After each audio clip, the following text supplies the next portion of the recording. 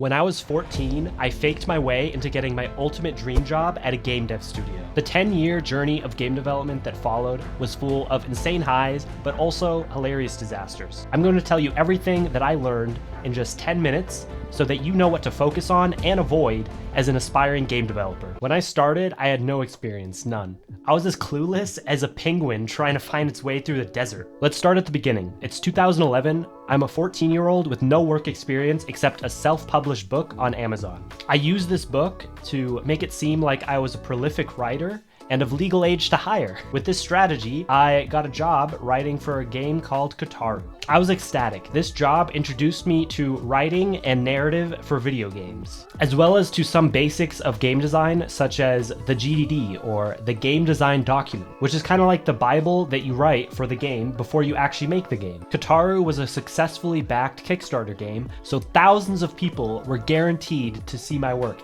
and I was only 14, except that didn't happen. The game was never released. Nobody on this planet except the team that I lied to, who also worked on Kotaru, will ever see my work. So I may as well have spent all that time doing normal high school things, like trying to get my first kiss, which I still have not gotten. My DMs are open. Tip 1, do side projects and fake it till you make it. Don't be afraid to use the work that you've done to your advantage, even if it feels insignificant to you. But I don't recommend lying like I did. So I lied again about being 18. Again? And joined a team of amateur developers working under the title Excelion Games. They were like a colony of ants with a confused queen. In one word, chaos. So I joined as a writer, but I ended up as a leader who helped to organize and manage the team and games. This was great because I got unlimited power. But really, at a young age, I got to work in Unity, gain experience managing a team of artists and developers working on games, and I got experience designing and writing for games. The main project when I joined was called Crypt New World Order. It was meant to be an open world RPG FPS with an expansive cinematic story. To say the least, it was way out of the scope of skill set and zero budget for us at the time. So I shifted our focus to more doable small projects with much lower scope, and we worked on many other games. One of these smaller projects was for a game jam. How's it going, bros? My name's PewDiePie. We're hosting a game jam. What is a game jam? Well, damn it. It's basically you make a game in a very short period of Game time. jam. My first ever game jam, PewDiePie versus Indie. The game we made was called 12 Seconds. I still have this game on my phone to this day, and I'll show footage of me playing it on my phone right now. Basically, a timer is constantly going down, and if it goes down to 0, you lose the game. You gain time by defeating enemies. We made 3 levels, many different enemies, and a giant dragon as a boss. Things were going okay with Excelion, but drama happened when a YouTuber uploaded a video of themselves playing the game, and one of the people in Excelion told that YouTuber to take the video down without consulting anyone else in the team, and the fallout from that led to me leaving Excelion. Tip number 2, don't burn bridges. Even though I left Excelion, I maintained my relationships with the artists and developers that I met during my time there. One of the artists from back then is named Bjorn, and I still work with him today. He regularly works with me on games and projects, even for this YouTube channel's most recent videos. Following Excelion, I decided I wanted to get serious about learning programming and learning Unreal Engine 4. I started this by following gamedev TV's course on Unreal Engine 4 in Udemy. Psst, gamedev TV, please give me a sponsorship, thank you. The popular YouTuber GMTK decided to host their first ever game jam around the time that I was learning Unreal Engine 4. First, Game Maker's Toolkit Game Jam. And I decided to enter the game jam with little experience as I had just started learning, but I wanted to push myself to learn faster with the game jam. And that's exactly what happened. To disastrous results with the game itself. The game was barely a game and was very broken. I remember I created like a fireball that you could shoot, and instead of the fireball doing damage or flying away really crazy, you could walk and hop on top of the fireball and use the fireball to create a path to walk over ledges. It made very little sense. Tip number 3, participate in game jams. The short time limit will push you to learn fast and get out of tutorial hell. I grew up watching Total Biscuit review games in his WTF series and watching his in-depth talks on games Ladies and gentlemen, my name is Total Biscuit. Let us talk about things that are like Rogue. And game design on the Co-Optional podcast with Jesse Cox, Dodger, and a regular guest named Krendor. In 2018, I found out Total Biscuit had died of cancer, and I broke down crying as I'd looked up to him and grown up watching him. I didn't know that. I could actually get influenced so much by him.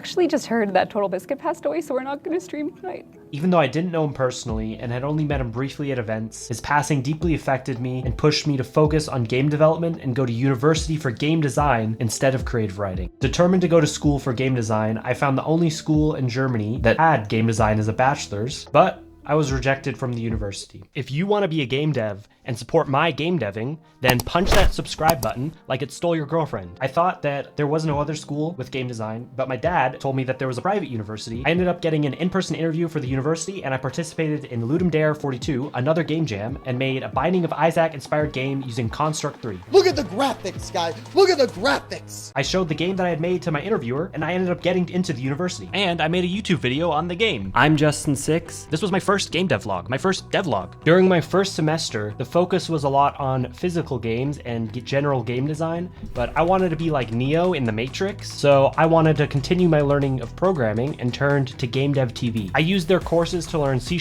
and Unity and make fun little games and devlog. The first little game I made as part of the course was called Hacking Game, and you just had to type in text to solve anagrams, making it as much of a game about hacking as I was a famous YouTuber. I also made a hyper-casual game about navigating a rocket to a landing platform, and a Star Fox clone. My favorite part of making these games, though, was torturing my friends and watching them play them. Okay, we're good.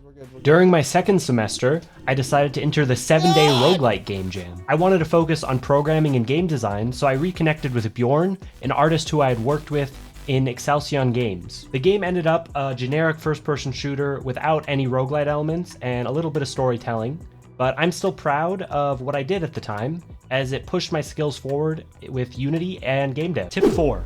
Take pride and joy in the projects that you make now, no matter how small. If you're not enjoying game dev right now, then it's way less likely that you'll make bigger projects later on. I enjoyed university much more than I did high school. I was doing exactly what I wanted to do, making games. For my second semester, I made a split-screen PvP game that was like the bastard child of Super Smash Bros. And Mario, with some unwanted birth defects like glitchy hitboxes and awkward movement. For the third semester, I made cringe games every week, as that was the assignment. Instead of one big project, every week we had to make a new game. I made a bunch of games that were basically just a bunch of poetry. Not sure why that happened. And for my fourth semester, I started to learn multiplayer in Unity, online multiplayer using Photon, and I made a magic PvP spell slinging game and experimented with different game modes and everything. At the same time, I got my first contract job converting a physical board game to a digital board game. So that contract job went really well, and from that I started to get more and more contract work. I did a lot of small game dev jobs on Fiverr, and I even did some off of Fiverr, and the biggest project was for a mobile game that I worked on all the way up until February 2022, and it was called Scrap Metal Smash. During my fifth semester of university, the courses and, well, really the whole world changed. COVID happened, or COVID was happening, and as a result, I dropped out of university. I had been enjoying it so much up until that point, but during the fifth semester, during COVID, and with me having regular freelance work, I decided to drop out. Tip number 5. Avoid pandemics if possible, especially while you're in university.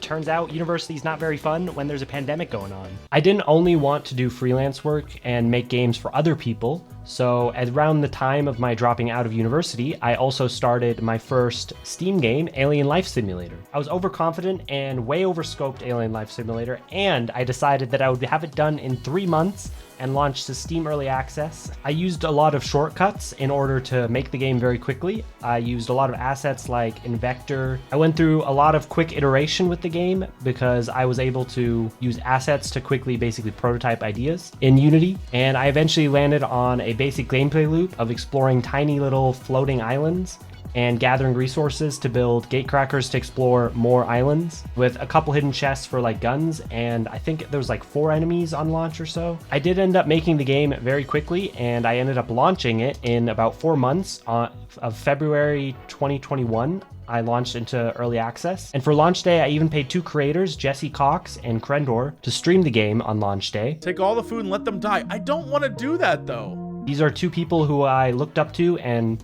grew up watching Let's Plays of, so I was very excited to see them play my game, and it was amazing to see them play. They were super nice about the game, probably too nice about the game, despite it having many issues, many bugs. The ice caverns. I don't see any enemies though, but I don't mind. I'm just exploring. And it was amazing to see them play my game. I just wish that I had done it later with a better game. But yeah, overall, the game was kind of a disaster on launch. Tip number 6, don't spend a lot of money marketing and just in general on your first game launch. Probably a lot of things are going to go wrong on your first game launch, so try to keep the scope small and make something quickly so that you just know what it's like to launch a game. I spent the next years working on Alien Life Simulator, trying to improve the game, as well as doing freelance work. And then at the beginning of 2023, I reconnected with Bjorn, who I had also worked with on Alien Life Simulator, I think I forgot to mention. And we did the 2023 Ludwig Game Jam. We then also did Ludum Dare 53 and spent 2 weeks on our game actually, instead of the 72 hours for the jam category. And I learned Unity's new built-in networking system to make an online co-op horror game with Bjorn called Cozy Courier for Ludum Dare 53. I had taken a long break at this point from doing YouTube. And towards the end of 2023, around Halloween kind of fall season, I decided to come back to YouTube with a project called Pumpkin Party, which I'm still working on as well. And it's an online game kind of like Mario Party, but a much heavier leaning into Halloween and being first person so that we can have some like horror elements. And I'm working on it with Bjorn, as you could have guessed. And I made devlogs on that for this channel, and I got back into making YouTube content like this video that you're seeing right now. Since then, I've basically been making a lot of small projects for YouTube videos. I made an Omni-Man game. I made an Omni-Man versus Skibbity Toilet game. I made a game about a bunch of different streamers, and Video Game Donkey played my game. And Oh, there I am in a spaceship.